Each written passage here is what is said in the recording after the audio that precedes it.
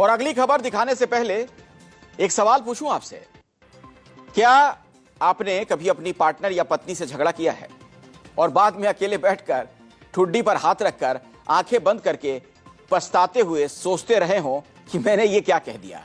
अगर हां तो जान लीजिए कि आप अकेले नहीं हैं। जापान के एक चिड़ियाघर में तो 13 साल के एक गोरिल्ला का अपनी पार्टनर से जब झगड़ा हुआ तो कुछ ऐसा ही दृश्य देखने को मिला और उसके बाद उसने जो किया वो वीडियो पूरी दुनिया में वायरल है। 62 सेकंड का ये वीडियो क्लिप देखकर लोग हंसे भी, रुककर उन्होंने सोचा भी, क्योंकि उस गोरिल्ला में उन्हें खुद का अक्ष नजर आया। यह कहानी जापान के उस गोरिल्ला की है जिसका नाम है कियोमासा। दरअसल कियोमासा और उसकी फीमेल पार्टनर के बीच छोटी सी बहस हो गई। बहस खत्म होते ही कियोमासा चुपचाप पिंजरे में बनी कंक्रीट सीढ़ियों पर जाकर अकेला बैठ गया, फिर ठुड्डी पर हाथ रखकर शून्य में निहारने लगा। ठीक वैसे ही जैसे हम आप करते हैं। कोई भी इंसान सोचता है, किसी दार्शनिक की तरह गहरे विचारों में खोया होता है। वो बार बार अपना सिर खुजलाता है, अपने हाथों को आपस में जोड़ता है, शून्य में ताकने लगता है। ऐसा लगा जैसे वो मन ही मन पूरी लड़ाई को रिवाइंड कर रहा हो, सोच रहा हो उसके बारे में कि मैंने क्या गलत कहा था। यह बिल्कुल किसी आम इंसान की लाइफ जैसा ही दिख रहा है। वैसी ही भावनाएं दिख रही हैं। लोगों ने उसका नाम गोरिलियो द फिलोसफर भी रख दिया है। चिड़ियाघर के अधिकारियों का कहना यह कि दोनों के बीच यह छोटा सा मतभेद था, लेकिन कियोमासा इसे दिल पर लेकर बैठ गया।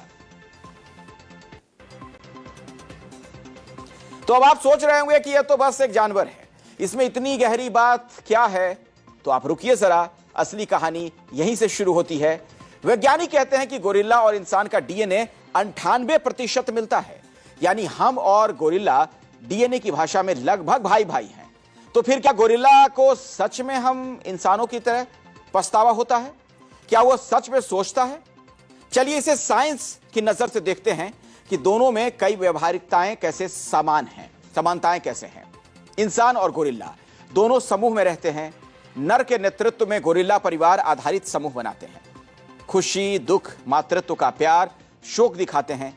गोरिल्ला भी मृत साथी के लिए दुख मनाते दिखता है।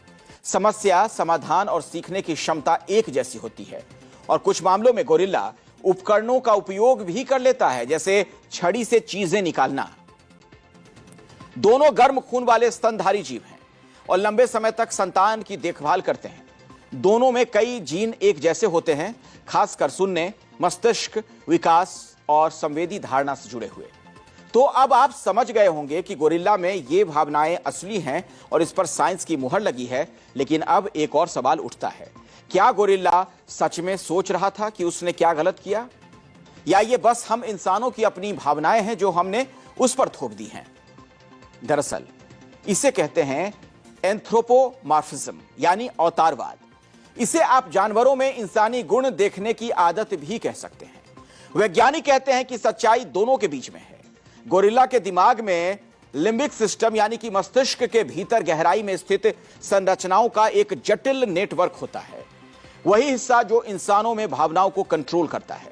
इसे अक्सर भावनात्मक मस्तिष्क, यानी कि इमोशनल ब्रेन माना जाता है। तो ऐसे में उस गोरिल्ला को कुछ तो जरूर महसूस हो रहा था, बस वो हमें शब्दों में नहीं बता सकता। कियोमासा की ये 62 सेकंड का जो ये वीडियो है सिर्फ एक फनी क्लिप नहीं, ये एक आईना है जो हमें दिखाता है कि इमोशंस, गुस्सा, पछतावा, प्यार, ये सिर्फ इंसानों की प्रॉपर्टी नहीं, ये जिंदगी की प्रॉपर्टी है। तो अगली बार जब आप अपनी पार्टनर से झगड़े के बाद अकेले बैठकर ठुड्डी पर हाथ रखें तो याद रखिएगा, गोरिल्ला भी यही करता है और उसे भी 98% आप जैसा ही